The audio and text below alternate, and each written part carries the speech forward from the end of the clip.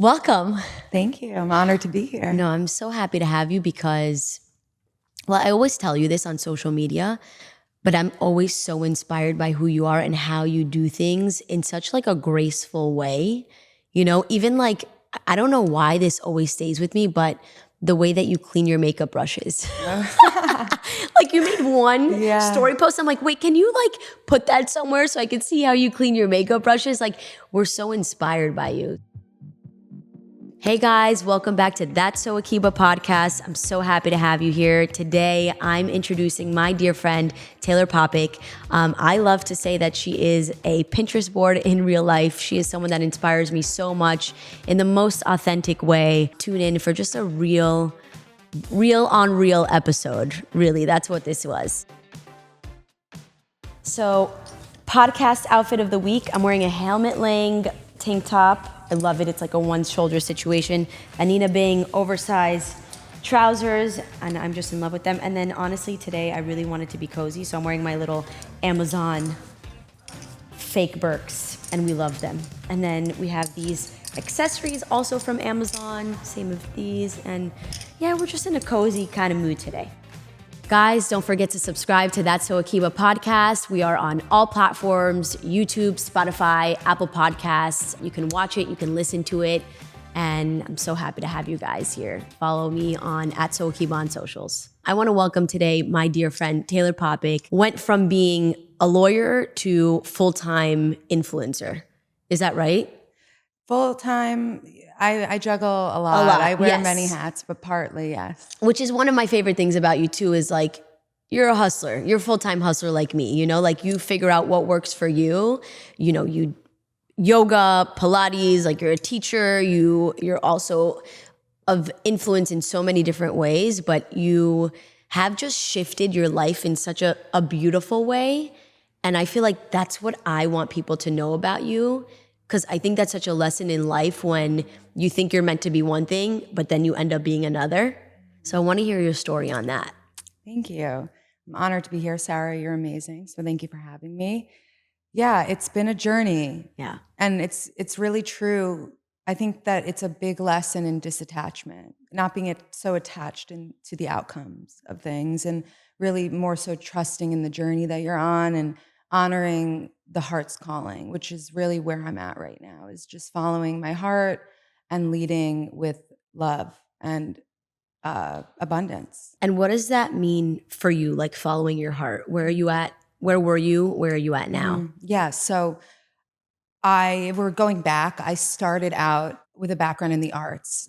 And when I was going to colleges, I was going to be an art major. I applied to all my colleges through the art programs. I was going to be an artist, a studio artist. And I got into some of the top art programs in the country and ended up going to UMiami for college and So pivoting. I didn't know that about you. I knew you went to UMiami. Oh my I went God, to UMiami. how funny. Yeah, it's wow, crazy. Amazing. Uh-huh. Yeah, so we have so many random connections, you and I, which is such also very kismet of us. But I went to school and pivoted basically, probably in part because of pressure, society, family, expectations. Also knowing in my heart what I was capable of academically, because I was always a really good student. And so I did, in a sense, want to honor that and give myself the chance to see what I could do in school and with law school. And if I could really achieve something like that, knowing in my heart that art was always with me.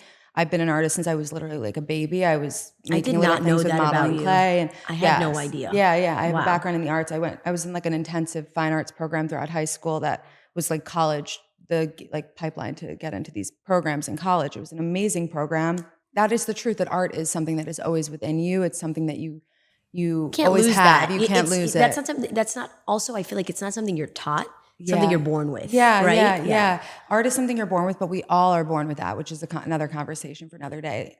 I talk a lot about that in my yoga classes, and we can get into it about how we really are all a creator, and we all are creative inside of us. We all have that gift. It's just a matter of tapping into it and honoring your heart, honoring what is truly deep within. So I went to college. I pursued law school. I went to law school, and always knowing in my gut that this was a stepping stone for something greater, that I don't envision myself practicing law forever, but I do envision myself gaining that confidence and that strength in a boardroom and being able to negotiate with men that are 3 times my age and feel that sense of confidence. And that's something that I really gained from law school. I love a sense that. of assurance of who I am in the business world, which is, a beautiful thing. So I really have no regrets about law school. I graduated law school. I practiced in the city for years. I worked in real estate and corporate law, and I gained a lot of experience, and it was amazing. And then I got married. My husband had an amazing opportunity to move to Miami, back to Miami. And together we decided, you know what? It was end of COVID. We were bored of New York. Let's take a chance on ourselves. Why not? We can always move back. I don't know why I said yes. Like, to this day, I don't know what. I remember him coming into the room and saying to me, I have this job opportunity. Should I apply? Like, it seems like a really good fit. And for some reason, immediately I said yes. And I have maybe chills. maybe that Yeah. was like a higher calling or the universe guiding me. Again, just trusting my gut, knowing like if there's any place in the world, it would be Miami. He got the interview, got the job, and then before you know it, we're moving to Miami. And obviously that is scary. Change is scary. Oh, I had no family absolutely. here, no friends here. I was gonna say you're so close with your parents. Super too. close with my family and my Yes. brothers. Like, we would see them all the time. I still am extremely close with them. So it was hard, but again, it was just a lesson of doing the hard things sometimes is the best reward. And we have to go Absolutely. through hard things to achieve greatness and take chances on ourselves. And also understanding that there's always the option to come back. Nothing is permanent in life. right. Everything is temporary. So with that confidence, I was able to take a leap. And that's always been who I am, though. Like, I've never steered away from putting myself in uncomfortable situations. I went abroad alone in college. Most girls go with a group of friends, or at least I found random roommates that were, set up for me, and took a leap there. And when I was a teenager, I would travel alone. Like, I was always somebody that kind of marched to the beat of my own drum. There's so much to be said about that because I'm similar to you in that way. I actually used to be very afraid of going to do things on my own. And then I read Brittany's book, 25 and Selfish. And I was like, you know what? I need to get out of that. I need to go on a trip by myself. Yeah. And then I went on Birthright by myself. And my best friend was supposed to come with me. And last minute, she's like, I don't want to go anymore. And I'm like, wait, what? Yeah. Like, I'm going to go do this trip by myself. And I did. And I feel like that was such a pivotal moment of being like, okay, I'm independent. Like, I can do this by myself. Yeah. And then you can do so much on your own. There's so much to be said about that, like doing things on your own. I think it's so important. And a lot of girls steer away from that. They like to be, with a friend. They like to be on the phone with somebody all times. But I think time with yourself is when you learn the most about yourself, when you grow the most, when you can really develop character, because you shouldn't steer away from being alone with yourself, even though it can be scary at times. Like, sometimes there are some moments where you feel anxious or you're like spiraling or something like that. But that's where the growth happens, when you go through those challenging moments. So that was a hard time moving to Miami and starting over.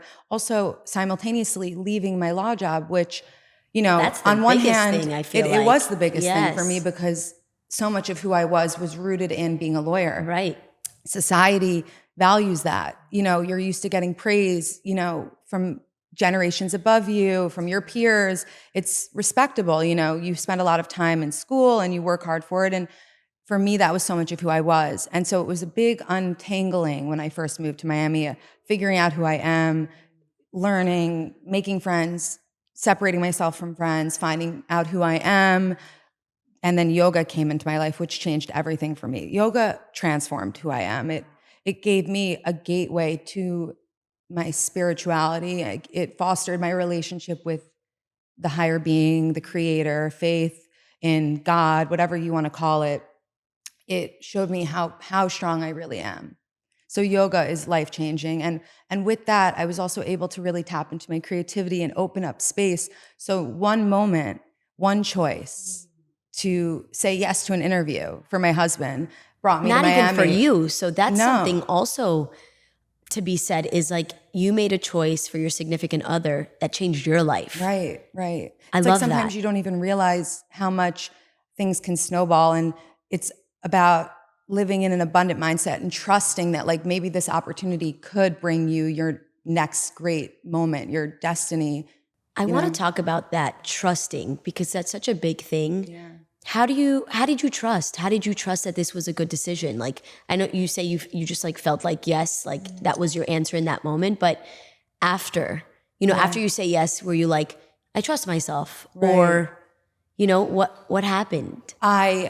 For me, I think everybody has their own way of coping. And for me personally, I lean into positive mindset and self-talk, affirmations, validating myself because no one else is going to do it for you. Give So, me an example. for What do you tell example, yourself?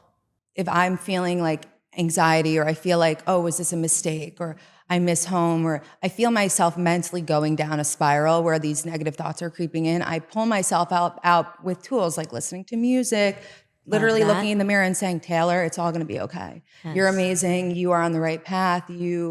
Telling myself these things because Yes. you can't rely on anyone else. There will be moments in life where people come in and validate you. And like, for example, when I was a lawyer, there was a lot of external validation, but that is fleeting. It's not always going to be there for you. And it's really like a fog. It's not truly assurance. It's external. And at the end of the day, all you have is yourself. So you really have to true. have those tools. And I leaned on that a lot. I love that. I want to go back for a moment because you said something that really struck me was how you said like you were in a male dominated field, right? And you felt so much power in being able to be in that kind of room. How did you handle that? Like, I want to know, like, girl boss, you know, like, how did you feel confidence in a room full of men where you feel like, okay, like, I am powerful enough to be here? I feel like so many women go through that. But also for me, selfishly, I grew up with, you know, my brothers, my dad, very male dominated household. And I feel like I would sometimes make myself smaller or like listen to them first because they're the men. But how did you feel? Yeah. You know, I want to learn from that. Yeah. I think a lot of it has to do with mastery of what you're talking about. Confidence for me in the boardroom with a table of grown men, arguing with them over like legal terms. Yes.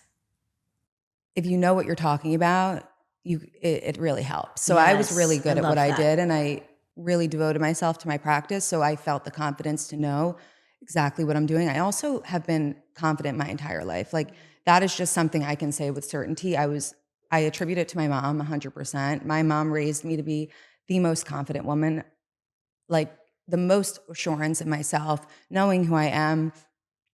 For example, my body image, my weight, I was a little bit overweight as a young girl, but no matter what, I was beautiful to my mom. So I truly felt that no matter what. And like when I look back at photos, like I remember I felt like I had no idea if I was like bigger than the other girls. I was just like living my best life. So I really have this internal, like unwavering confidence. Moms are so amazing. Best. There's God. nothing better than being able to just lean on your mom. And I know you're best friends with your mom too. Yeah, so like get it. I met your mom and Yeah. she just has this energy, like, wow, you know? And it's just so cool to see. First of all, you guys are twins. Yeah. And like, it's so, you know, we're so lucky to get that with our moms. Shout out to our moms, straight out. up. Like, you know, they're just the most amazing beings ever. But that's such an important thing to say. You know, I deal with so many young girls that don't have a mom to look up to and they don't get that confidence from them, which is why I built the AWAM Girls Club, you know, and I feel like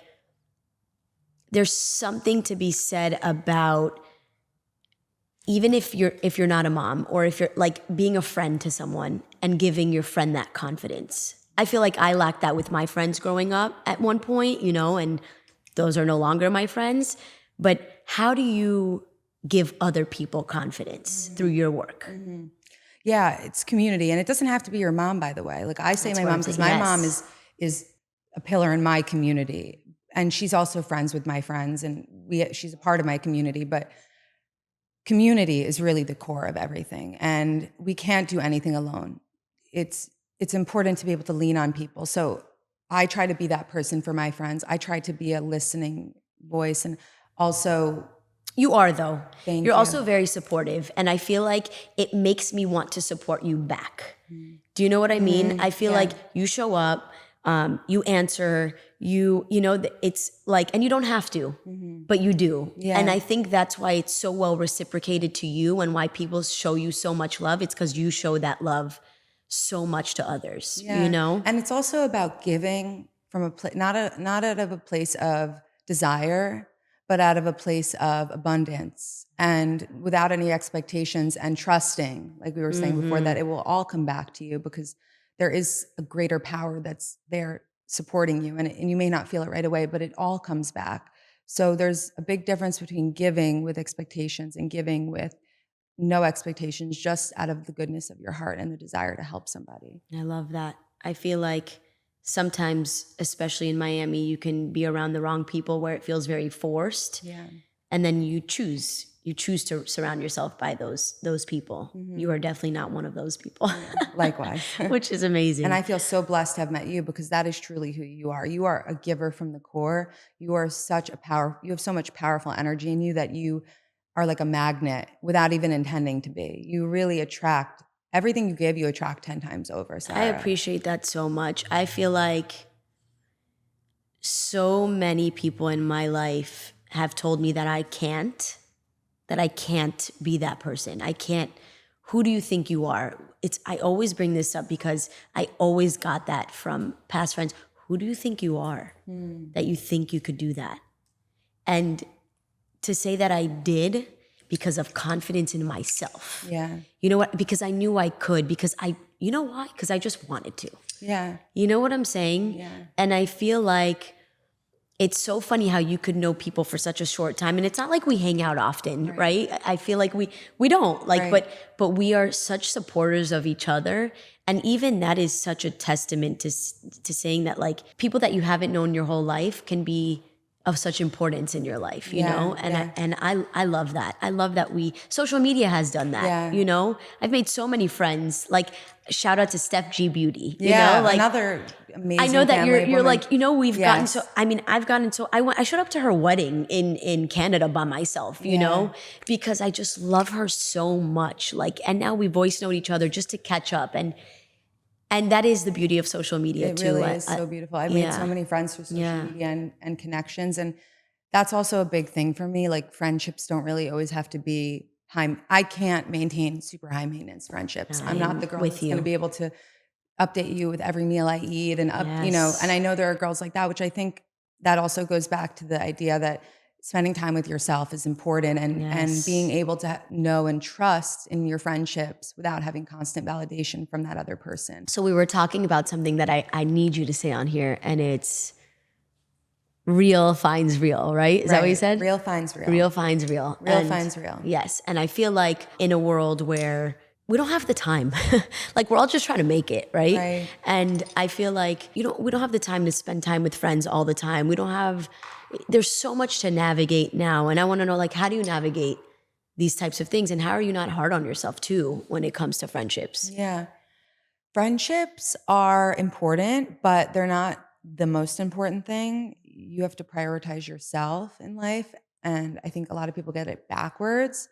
Personally, my priority is me so that I can also show up as the best version of myself and then give to others from a full cup. Like we were discussing, you can't pour from an empty cup. And if you're spreading yourself so thin that you feel like you have to do all of the things, go to every single thing, say yes to everything, check in with your friends 10 times a day, you are not really leaving any time for you. Yes, so true. For me, I tend to gravitate towards low maintenance friendships that aren't so demanding, that require constant validation. I've had friends like that and they don't last for me because I don't have that energy to give. I am blessed to have friends, amazing friends throughout my life, but they also know my heart and know where my values are and trust that if I can't come to something, they know that it's not because I don't want to be there. And I think a lot of that has to do with communication and trusting yourself, not changing who you are to fit a mold to please somebody else.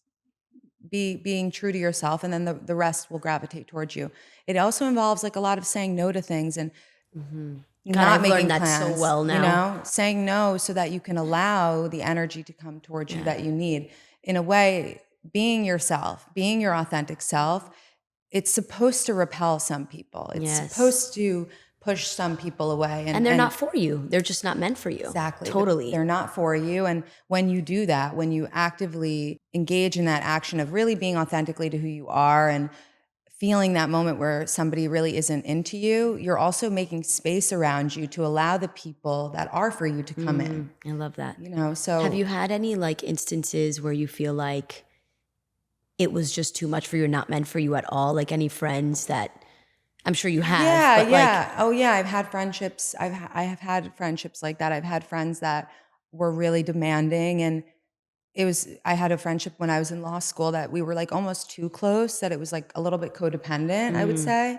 And that other person was really expecting more than I had to give. I was in law school. I was really busy. I was also in a relationship. So, we were in a different point in our lives. We met in a point in our lives where we were in college and we had a lot more flexibility. And that wasn't working for her. So, at that point it was like I had to distance myself because I just didn't have the energy to give what she needed. And that's okay. And it was definitely sad.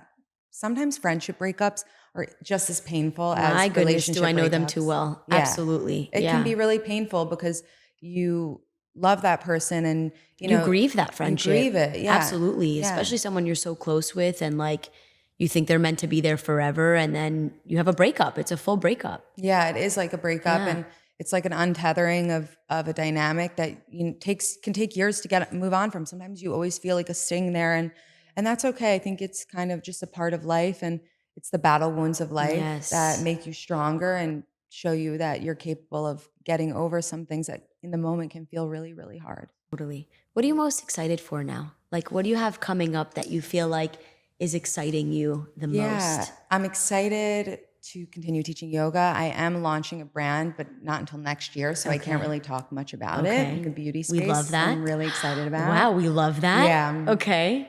It's unbelievable. It's just in production and it's going to take a while, so I don't want to tease you guys and lead you on, but I'm really excited for 2020, even though we just got started with 2025. 2026 is going to be a really good year for me. And this year I'm most excited about just really going inward, digging deep, I love that. and getting clear, clarifying what my goals are, my visions, and honoring that and leaning into that and saying no to more, which is a really big theme for me in 2024. And it's going to continue to be a theme in 2025 of just saying no to more and clearing up space for me to be able to say yes when the right opportunities come. I have learned in the last year and a half, I'm like, whatever I don't want to go to, I just don't. Yeah. Like, and it's not in a mean way. It's more like I'm tired, like I just don't want to. I don't feel called to. Like if it's something like past 8 p.m., like I am not showing up. Like I just can't. Yeah. I'm more of a morning, afternoon type of girl. And like I've just learned to lean into that. I've changed so much over the years.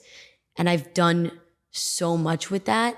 I feel like it opens up like a whole new, like I've made time for myself, like you say, because I've allowed myself to say no to other things. Right. And that can be hard. Like currently I'm reading the book Atomic Habits, and great book. One thing, it's an amazing book. And one thing they talk about is going against the grain is not easy. So when you put yourself in environments where the grain or the standard is more aligned with what you want to be doing. For example, people that maybe go to dinner at 6 p.m. and then are in bed by 9 p.m. My kind of people. My kind of people. Surrounding yourself with those kinds of people. If you want to build that habit, it makes it so much easier because now you're leaning into a habit that is actually aligned with your peers and what you're seeing your peers do and what's normalized, as opposed to your friends being the people that go out all the time and you're feeling like you're constantly pushing up against a wall when your heart is pulling you in one direction. So it's who you surround yourself with, and makes it easier. I love that. Yeah. I love that. Where can we find you?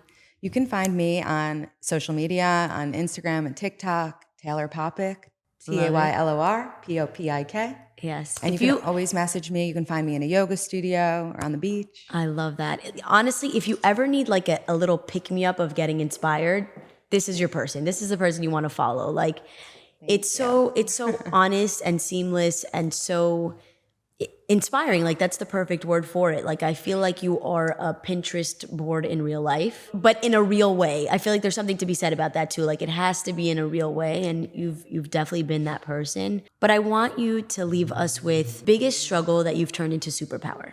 Your uniqueness is your superpower. So what I once thought was a flaw, that I was different than other girls, I had different interests, I wanted to just march to the beat of my own drum, I now know is what makes me special. So don't forget, your uniqueness is your superpower. Okay, and then quickly before we end this off, what are you wearing today? Oh, okay. I'm wearing a Naya button-down shirt. And then And you left it open here at the bottom. I love that. Yeah, and then there's like a cinch detail in the back, so it really snatches the waist, which we love. And then I'm wearing Kai jeans. These are Kylie Jenner's brand. Stop Underrated, it. yeah. Really? Baggy jeans, yeah. It's the only I'm thing shocked, I own and I from love her. them. Yeah. They're sick. Yeah, I really love them. I cut the bottoms because I'm short to make them the right length. But And they're I perfectly wear them. cut They're too. so comfortable. And the shoes? And the shoes are Gia Borghini. Love. PVC Pernille heels. I have these in like 4 colors. They're the most comfortable heels. Ladies, if you want a good shoe that you can wear out, wear to weddings, I was just going to ask, are they wedding? Like, I wore shoes to my brother's wedding this past weekend and they were horrific, painful. Wear these 10 hours. They're the most, and these are PVC, like to find a comfortable pair of PVC heels. But even like the leather ones are even more comfortable. I'm going to need the link to those. those. Yeah. I'm going to need the link to those. I'll link it. Thank you so much for being here and for just being honestly such a light. You really are. You're that, like, your skin is who you are. Your perfect skin is who you are. Thank you, Angel. Thank you. I love you. Love you. Thank you so much. Thank you so much. Don't forget to subscribe on Apple Podcasts, Spotify, YouTube, and keep supporting.